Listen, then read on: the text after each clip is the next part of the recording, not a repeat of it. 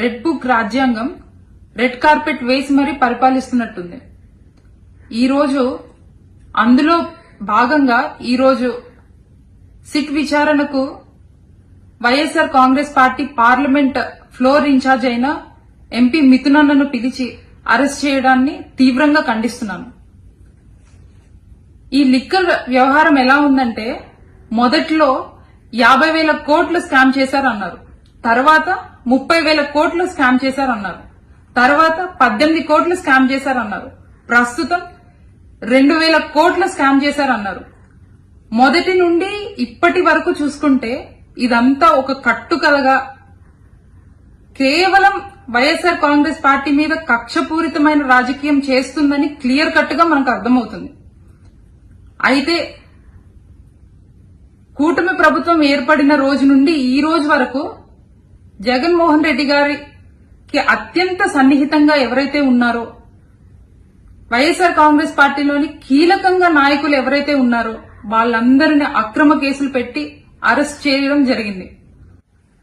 ఈ అరెస్టులన్నీ చూసి, ఈ అక్రమంగా ఏవైతే అరెస్టులు జరిగాయో అవన్నీ చూసి జగన్మోహన్ రెడ్డి గారు ఒంటరిగా అయిపోతారేమో, అది చూసి సునకానందం పడొచ్చు అని చెప్పి అనుకుంటున్నారేమో.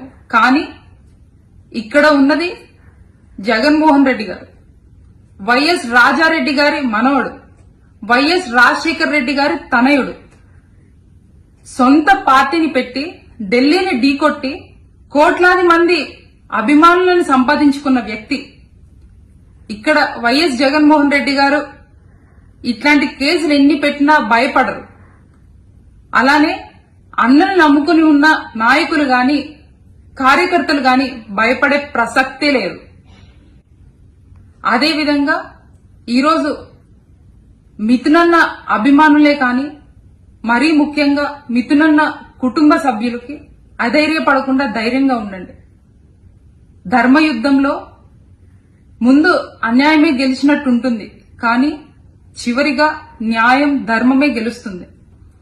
మిథునన్న ఈ రోజు కాకపోతే రేపు కాకపోతే కొన్ని రోజుల తర్వాత క్లీన్ షీట్ తో అన్న బయటకు వస్తారు. We stand with మిథునన్న.